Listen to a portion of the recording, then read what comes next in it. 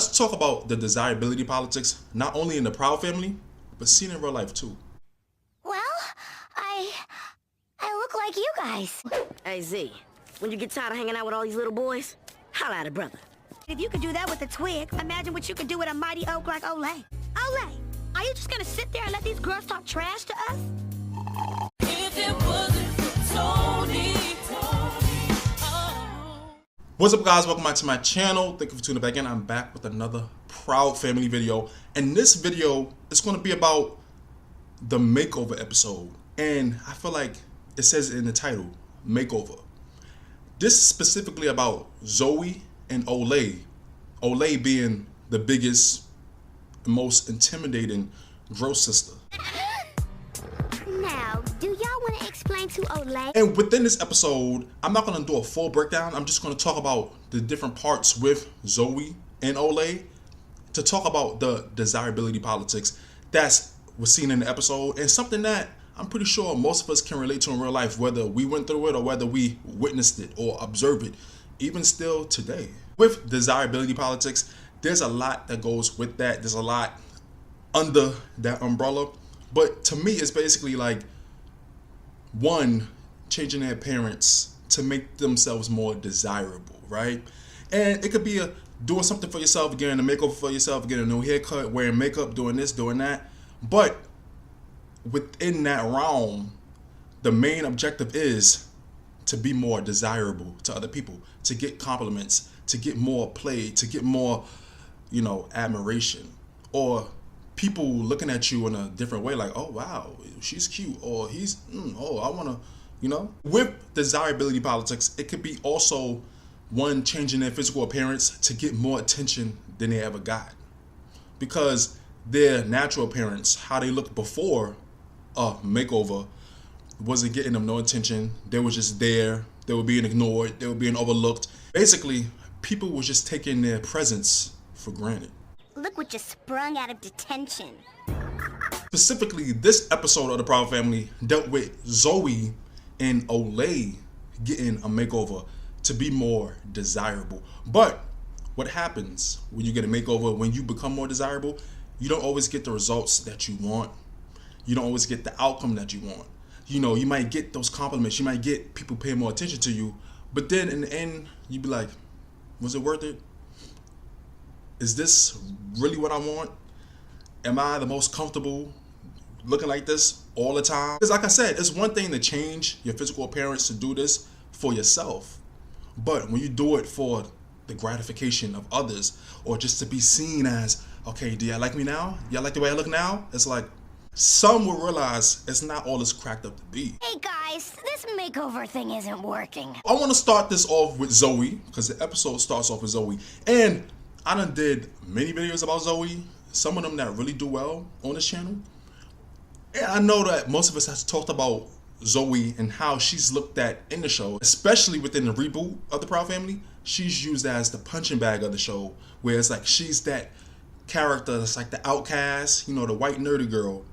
But she's also insecure. She's also the ugly duckling. And okay, she would be the perfect one out of the friend group to give a makeover. That's what the episode starts out with. And how do they give Zoe a makeover? They take off her glasses, because that's nerd 101 glasses. Because like La Cienega told her, No, you're more of the corn dog type. Penny, La Cienega, and Dejanay each give fragments of their physical persona to make Zoe more beautiful. Now that they molded Zoe, they made her into a conglomerate of all three of them. They test it out. She goes to school, and then all of a sudden, all the guys are attracted to Zoe. All of a sudden, all the guys are surrounding her. They pay her more attention. Wait a minute. Is that Sticky over there? I'm gonna bounce her fake behind up out of here. I'm not trying to drag it, but compared to the makeover that Olay got, I'm like, with Zoe, y'all didn't really do that much, but okay, we're gonna go along with it, all right? We're supposed to go along with it? All right, let's go along with it. But what happened with Zoe's case, she realized that, okay, she lacked this attention. She got the attention, even from guys like Sticky, which made Dejanay a little upset. But she didn't get the attention from the guy she liked. It's Sergey I'm interested in. The Russian transfer student? And at the end of the episode, we see Zoe go back to how she used to look. And she says that the guy that she liked, I think his name was Sergio, told her he basically liked her how she was. Sergey said he liked me the way I was. This is something I liked about this episode too, where it showed that, you know, you can change your looks, get a makeover to look more desirable on purpose because you want certain attention from certain people. But sometimes people like you the way you are. Everybody's not going to be fawning over you because you got a makeover. In your head, you thinking, oh, okay, they're going to like me now when they already liked you. This doesn't happen all the time, but sometimes that could be the case. Sometimes. Always? Not always, no. Sometimes. That means sometimes. Makeovers, you know, you get a haircut, you want to wear makeup, even people that do plastic surgery. Make sure you're doing it for yourself. Because you're doing it for others, just for attention, just for more likes, just for more gratification of other people, just for more, But it's like, are you really happy? Are you really comfortable? The cool boys don't dance. So I let you guys paint, pluck, and stuff me just so I couldn't dance? Zoe learned that lesson. But then what else happens with this episode? Olay, the biggest gross sister, you know, the biggest one, the most intimidating one. She got more weight on her, right? Nubia sees that and she recruits Penny and her friends to be like, oh, okay, you made Zoe over. You made guys like her. Okay, now make Olay over, because Olay wanted to get that attention. Olay wanted to be more desirable because she wanted to go to a school dance that would happen. If you could do that with a twig, imagine what you could do with a mighty oak like Olay. Guess we got our work cut out for us, guys. And let's be honest here, because I know people like to pussyfoot around different things like this, or when it comes to like, and this is just animation, but let's be honest, you know, Olay, all of the grosses have like that roughneck appeal, as Desiree said. Yeah, she's got roughneck appeal. Are you guys blind? But you realize they were comfortable with how they looked. And you think about it, they all had natural hairstyles. But some could say they looked frumpy, they had those jumpsuits, and nothing about them was appealing.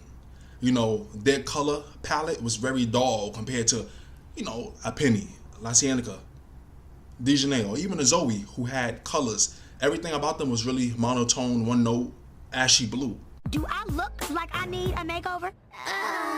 No. So within giving Olay a makeover, they have more work to do.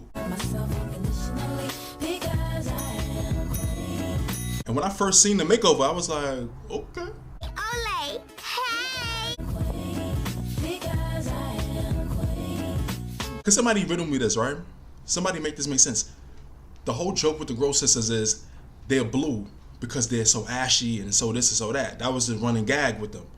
How y'all gave Olay a makeover, but she was still blue and ashy? Could somebody please make it make sense? With Olay's makeover, what happened? She got more attention, just like with Zoe. All the guys started flocking to her. But before we get into that, I want to talk about the confrontation her and Nubia had. And you know, Nubia was the mouthpiece, right? Olay was the muscle of the group. She was the intimidating one. She was used for her size to intimidate, to make people scared. That's all she was good for. That's all the value she had. She wasn't the pretty one. She wasn't the popular one. She wasn't the one that guys were crushing on. She wasn't desired. This makeover made her as such. How do you like it, Olay? We did it. And Nubia, right, when she first saw her, they had her blindfolded and they revealed, oh, this is how she looked. Nubia was like, oh yeah, messed her up. Yeah, jacked her up. They didn't go deep into this, but I feel like there was some jealousy on Nubia's part because it was like, oh wow, she really looked good. But Nubia, being stubborn, was like, oh yeah, jacked her up. She's not gonna get any play looking like that. Shut up! You know she looked good. Stop hating. Like I said earlier, it's proven true when they take the mall test. She sits in a food court and all the guys come flocking to her and it's like, ooh, ah, ooh, ah. You're welcome. And with this, you see the breakup of the Gross Sisters. Olay has become integrated within Penny's string group. She's laughing with them, talking with them. She has color to her now. And Nubia and Gina are on their own. They're not as intimidating. They're not as frightening anymore because the muscle is gone. Without her, we're just bullies without the bull. It's time to flip the script. And when Nubia goes to confront Olay about it, she even tells her, Okay, Olay, You got your makeover. Now it's time to get back to the family business. Oh, I see what time it is. You don't let that little hairdo get to your head. And with that, you even have Nubia telling them, change her back, change her back. Like, okay, the fun is over. Okay, she got some attention, da-da-da. Now, change her back to the way she used to look when she was not as desirable, when people were scared of her. And side note, I want to talk about the desirability politics when it comes to bigger women, you know, as people like to say, fatter women. Most of us may have witnessed it in middle school, high school, maybe even college. Or you see it in a lot of TV shows. I was just watching a show on Amazon Prime where you have the popular pretty girl who's slim, but then you have like the friend who nobody pays attention to, who sometimes is like the fat friend. She's the bigger friend. Nobody pays attention to her. She's like the sidekick. She's just there. She's like the bodyguard. You know, and this is another thing where a lot of people say with desirability politics, you have a lot of girls that will be friends with a bigger girl or a girl that's not seen as attractive as them to make them look better. You know, the friendship could be genuine, but that girl knows, okay, I keep this girl next to me, I'm gonna get the most attention because I look better than her. This also plays into the idea that some, whether it's your friends or your family, only like you when you're at their level or under them. They don't like you when you seem to be doing better without them. And going back to the episode with Olay, she has a thing and she's all right. Now she has this dilemma of like, okay, should I go back with my sisters or should I enjoy my new look? Enjoy being more desired. But you can't live your life according to what I say or what your sister says. She keeps it up for a little while. She even goes to the dance. She has fun. But then, you know, something happens with the guy and she reverts back to her old self. But Penny had gave her a friendship bracelet and she shows at the end that she kept it. One can assume in the end, Olay did enjoy that time of being more desirable, but she felt more comfortable being with her sisters. That's why she reverted back so easily, so quickly. But she still had a little change to her, like, okay, you know, that was fun, but, you know, back to... Now give us the money. Oh my God. Another thing with the Gross Sisters, I did a character analysis about them a few months ago. I really want them to give them their own background episode about, you know, the ashiness, why they blew, and why is Nubia the only one that talked?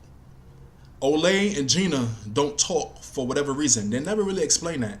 I really want a backstory episode with them. So you see, with desirability politics, it's that dilemma of staying true to yourself, feeling more comfortable. Like, you got this makeover, but do you really like it? Or do you like the attention it's getting you? Versus the way people act differently towards you, whether it's your friends, your family, or those guys that used to ignore you, or that girl that used to ignore you. Now all of a sudden they in your face. It was like, oh, last week when I looked like that, I was basically invisible to you. And it's like a flip. It's like a switch. It's like on and off. You look one way, you get treated one way. You look the other way, you get treated that way. And another segue is, I could talk about this in real life. A few years ago, I had a job where it was like, you know, job with the public. Many different people of all ages worked there. And it was like a lot of younger girls, like, you know, 18, 19. Working at that job, I got to see that switch, that flip in real time when it comes to like how desirable girls were seen, depending on when they wanted to wear makeup or do their hair a certain way or wear eyelashes or some lip gloss, how the guy customers would harass them or flirt with them. Or even I remember being on the register with one girl and some of the guys would let people skip them so she could call next. You know, I'm saying next. They're letting people skip them until she calls it because they want to go over there and flirt with her. And I even remember being in the fitting room with one girl. She was like, yo, these eyelashes I got is like a secret weapon. Basically, like, oh, when I put these eyelashes on, all of a sudden I get more attention. All of a sudden, all the guys want to flirt and talk to me. When I don't wear these eyelashes, when I have my hair in a messy bun, nobody really pays me no attention. And I was like, that happened a few years ago, but you know, certain things you never forget. And talking about this episode, you get to see how, with desirability politics, a lot can happen in the way people treat you. Where one day you could be seen as basic or just there, nobody pays attention to you, and next day you could be getting harassed. That was a little deep for this episode, but I liked how within the storylines of Zoe and then Olay, you got to see desirability politics in some type of way, and how you can't even relate to that in real life, or you just see it within society on social media with, you know, the Instagram models. A lot of different things, a lot of different examples you can draw from. I even remember, even at my job, or even certain girls, or even guys, when I was in middle school, high school, they got a little makeover, they got a haircut, they did this, they did that. Some of them lost weight, and you get to see people treat them differently because they were more desirable. What is y'all take on this episode? Did y'all like this episode? How do you think this episode handled desirability politics? What examples you could draw from in real life where you can see how gratifying but dangerous desirability politics can be? Please let me know your thoughts down below. I can't wait to get this discussion started with y'all, read your thoughts. Please don't forget to comment, like, subscribe, hit the notification bell. Thank you for watching and listening. I'll see y'all in the next video.